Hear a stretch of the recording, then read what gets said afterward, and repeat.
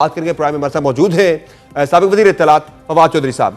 बहुत शुक्रिया फवाद चौधरी साहब, आपने प्रोग्राम में ज्वाइन किया। ये बताएगा कि सबसे पहले तो सियासी मामला पे तो हम बात आगे चलकर करेंगे। ये बताएगा जो मूव है हुकूमत पाकिस्तान की अमेरिकी सदर डोनाल्ड ट्रंप को नोबेल पीस प्राइज के लिए नॉमिनेट करना, ये कितनी बड़ी मूव है, इस पर जरा अपनी राय दीजिएगा। देखिए, कंट्रोवर्शियल तो है, ज़ाहिर है इसमें मुतनाज़िया मूव तो है, क्योंकि डोनाल्ड ट्रंप का जो अभी रीसेंट रोल रहा है, स्पेशली फ़लस्तीन को लेके, ईरान को लेके, उसके ऊपर पाकिस्तान में काफ़ी तनाज़ा है। लेकिन इसमें तो कोई शुबा नहीं है कि हिंदुस्तान और पाकिस्तान की लड़ाई में प्रेज़िडेंट ट्रंप ने बहुत अहम रोल अदा किया। और जस्ट इमेजिन कि अगर हिंदुस्तान के साथ अमेरिका खड़ा हो जाता है, जिस तरह की नरेंद्र मोदी की सारी तवक्को थी, और वो समझ रहा था कि मैं तो इस खित्ते का नेतन्याहू हूँ, मैं कुछ भी कर सकता हूँ, तो हमें बड़ा नुकसान पहुँचना था। और सच्ची बात ये है कि प्रेज़िडेंट ट्रंप ने जिस तरीके से पाकिस्तान का अगर साथ नहीं भी दिया, ये ज़रूर है कि इन्होंने हिंदुस्तान का साथ नहीं दिया, और एक न्यूट्रैलिटी अपनी जो है वो बरकरार रखी। जो हिंदुस्तान उनसे तवक्को कर रहा था, वो तो ख़ैर बिल्कुल ही पूरी नहीं हुई, और अब तो नरेंद्र मोदी के अंदर के जितना उनका मीडिया है, वो इतनी ज़्यादा तनकीद कर रहा है प्रेज़िडेंट ट्रंप के ऊपर कि यूँ लगता है कि जैसे वो तो कोई उनके अपने कुछ ज़ाती मुखालिफ बन गए हैं। सो उस हवाले से ज़ाहिर है कि पाकिस्तान ने एक और कार्ड खेला है, और आई थिंक अगर आप प्योरली पाकिस्तान के पर्सपेक्टिव में देखें, तो ज़ाहिर है कि हुकूमत को, पाकिस्तान को तो इसका फ़ायदा है, और ट्रंप के और नज़दीक आएगा पाकिस्तान को। वो उन्होंने यस। उस दिन कहा कि आई लव पाकिस्तान। या ये प्रेज़िडेंट ट्रंप ने इससे पहले अपने 4 साल के दौर में कभी नहीं कहा था। और पिछली दफ़ा भी ऑपरेशन स्विफ्ट रिटॉर्ट जब हुआ था, उस वक़्त भी प्रेज़िडेंट ट्रंप ने रोल अदा किया था, लेकिन इस बार तो अब तो पाकिस्तान के वो बहुत करीब हैं। अब देखना ये है कि इसके ऊपर जो रिएक्शन है पाकिस्तान के अंदर, तो एक कंट्रोवर्शियल रिएक्शन आया है। या जो इतनी ज़्यादा कुर्बत है चाइना का, उस पे क्या रिएक्शन आता है, but at the moment I think so far so good, कोई इश्यू नहीं है।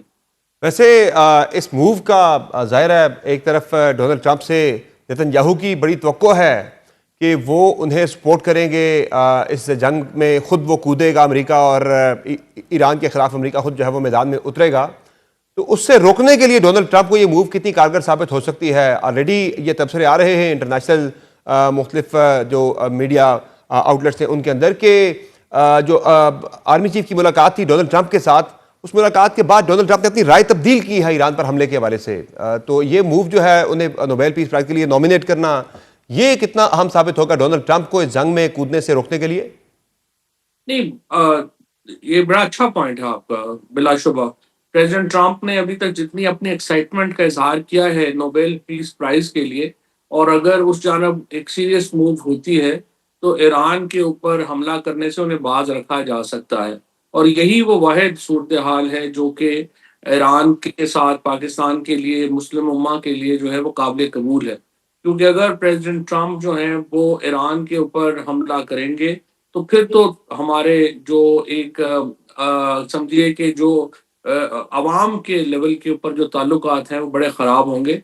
दुनिया में भी आई मस्ट से कि इससे एक्सट्रीमिज़्म में इज़ाफ़ा होगा, और जो इस्लामोफ़ोबिया है वो भी बढ़ेगा। सो ईरान के ऊपर हमला करने के बहुत नुकसानात हैं, और ये पॉइंट आपका बहुत अच्छा है कि अगर प्रेज़िडेंट ट्रंप का सफ़र शुरू होता है नोबेल पीस प्राइज़ की तरफ, तो ये भी फिर उन्हें बाज़ रख सकता है इस हमले से। लेकिन अगर ये हमला हुआ, तो फिर सच्ची बात ये है कि हुकूमत के इस इक़दाम को बहुत क्रिटिसिज़्म मिलेगा, ऐसा ही है। और उनकी पोज़ीशन और कंट्रोवर्शियल होगी। तो ये बताएं फवाद साहब, ज़ाहिर है जो इस वक्त पाकिस्तान में जो हुकूमती सेटअप है, जिसे ख्वाजा आसिफ साहब खुद भी हुकूमत खुद मानती है कि ये हाइब्रिड मॉडल जो है वो बड़े वंडर्स कर रहा है पाकिस्तान के लिए दुनिया के अंदर।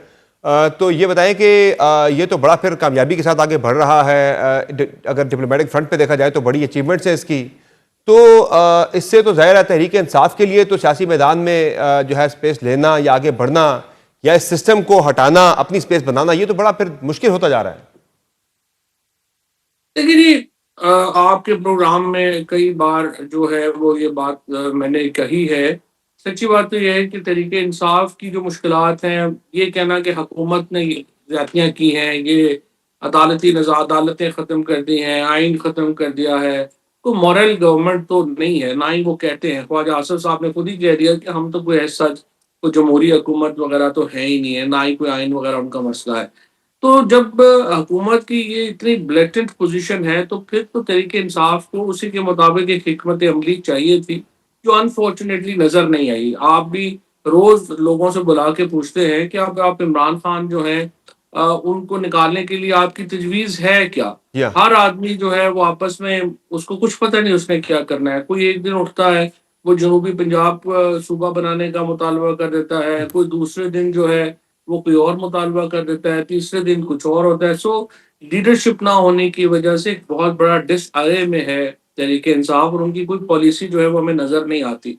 और डेफिनेटली प्रेसिडेंट ट्रंप के मामले के ऊपर भी जो पीटीआई में अमेरिका में बैठे हुए लोग थे, उन्होंने इतनी उम्मीदें बढ़ा ली या कि जब प्रेसिडेंट ट्रंप से वो उम्मीदें वाबस्ता पूरी नहीं हुई, तो उसका भी झटका जो है, असर जो है वो पाकिस्तान के ऊपर आ रहा है। लेकिन दूसरी तरफ ये बात भी, आप समर आप पॉलिटिकल एनालिस्ट हैं, इतने तवील अरसे से पॉलिटिक्स कवर करते हैं, you will agree with me कि ये जो हाइब्रिड रिजीम होती है, या जिसकी अवाम में बेसिस नहीं होती है, उसका प्रॉब्लम ये होता है कि वो इवेंट बेस्ड रिजीम होती है।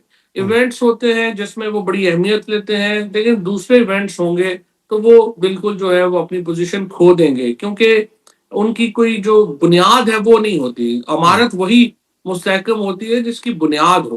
तो सही है। ये जो जिस बुनियाद के ऊपर ये इमारत खड़ी है वो बहुत कमजोर है, और आप किसी वक्त भी कोई इवेंट होगा और आप देखेंगे कि हुकूमत की जो ये जो मजबूती हमें नजर आ रही है, हमें पता लगेगा कि ये तो बिल्कुल खोखली है। लेकिन इसमें बहुत बड़ी कंट्रीब्यूशन मेरी नजर में जो तहरीके इंसाफ की कोई हिकमत अमली ना होना है, उसकी बहुत बड़ी कंट्रीब्यूशन है, अगर हुकूमत इतनी मजबूत नजर आ रही है। तो ज़ाहिर है फवाद साहब, अगर ऐसा ही कंटिन्यू करता है दो बड़े इवेंट्स का, तो अगर हम बात करें, आपने इवेंट्स की बात की, दो बड़े इवेंट्स जो हुए हैं रिसेंटली, जो इंडिया के साथ एक हुआ हमारा टकराव हुआ, उसमें भी ये जो अरेंजमेंट है, जो सेटअप है, जो गवर्नमेंट है, वो बड़ी सक्सेसफुल हुई, बड़ी इसको जो है पजीराई मिली इस सेटअप को। फिर अभी हालिया जो मिडल ईस्ट का क्राइसिस है, उसके अंदर भी पाकिस्तान जो है वो बड़ा इमर्ज हो रहा है एज ए पीस मेकर दुनिया में, जो है अमन के लिए ईरान को जो है ईरान के अंदर भी अमन के लिए इनकी जो है वो बड़ी कोशिश कर रहा है। पाकिस्तान बड़ा एक्टिव दिखाई दे रहा है, सेंटर स्टेज पे दिखाई दे रहा है पूरी दुनिया के अंदर। बड़ी पाकिस्तान ने अहमियत गेन की है इस क्राइसिस के अंदर भी। तो ये इवेंट्स तो पाकिस्तान को मजीद इन्होंने इज्जत दी है। नहीं, कोई शुबा नहीं है। देखिए, मैं आप हम पहले पाकिस्तानी हैं, और जाहिर है कि हमारी पॉलिटिकल जो राय है वो तो फिर बात की है। पाकिस्तान की अहमियत होती है तो हमारी अहमियत होती ऐसा है। ही है। आज हिंदुस्तान के को जो शिकस्त हुई है, उसके बाद पाकिस्तान के पासपोर्ट की दुनिया में इज्जत बढ़ी है, ऐसा ही है। पाकिस्तानियों की इज्जत बढ़ी है। और हम सब लोगों का एक मुश्तरका मुफाद है, चाहे हम अपोजिशन में हो, गवर्नमेंट में हो, जेल में हो, जेल से बाहर हो। पाकिस्तान पाकिस्तानियत का जो लेबल हमारे साथ लगा है, उसकी बहुत अहमियत है। हम कोई जो है वो बेवतन लोग नहीं है, हम्म। अल्हम्दुलिल्लाह। और ज़ाहिर है कि वतन की अहमियत और हैसियत की वजह से हमारी अहमियत और हैसियत बढ़ती और कम होती है। लेकिन जिस तरह मैंने आपको कहा कि ये जो इवेंट जिसकी तरफ आपने इशारा किया, इससे यकीनी तौर के ऊपर पाकिस्तान में जो मौजूदा रजीम है वो भी मजबूत हुई है। लेकिन फॉर एग्जांपल, अगर कल इवेंट हो जाता है और ईरान पे हमला हो जाता है, तो इस रजीम को फिर उसकी कीमत देनी पड़ेगी। वो फिर इसके नज़दीक उनके वो फिर उनको ज़रूरत पड़ेगी कि वो अवामी राय बिल्कुल उनके खिलाफ हो जाएगी। सो अनफॉर्चुनेटली जब आप इस तरह का निज़ाम चलाने की कोशिश करते हैं, जिसकी कोई सियासी हैसियत और बुनियाद ना हो, वो फिर आर्ज़ी ही रहता है। और अभी भी पाकिस्तान के अंदर जो कुछ भी हो रहा है, ये इवेंट टू इवेंट बेस पे हो रहा सही है, है, लेकिन फवाद इसकी कोई साहब, जो बुनियाद नहीं। जो फवाद साहब इस वक्त ज़ाहिर है गवर्नमेंट है वो भी टैक्टफुली बड़ा खेल रही है सियासी मैदान के अंदर भी। मौलाना फजल रहमान, जिनके बारे में आप बार बार कहते हैं कि तहरीक इंसाफ को उन्हें अपने साथ मिलाना चाहिए, तहरीक इंसाफ कम गई है उनके पास। वज़ीर-ए-आज़म शहबाज शरीफ उनके पास ज़्यादा गए हैं, कल भी शहबाज साहब उनके पास पहुंच गए मौलाना फजल रहमान के सही बात। पास। तो वो तो ज़्यादा बेहतर खेल के जो है वो अपने कार्ड्स खेल रही है गवर्नमेंट इस वक्त जो है तहरीक इंसाफ के मुकाबले नहीं, में।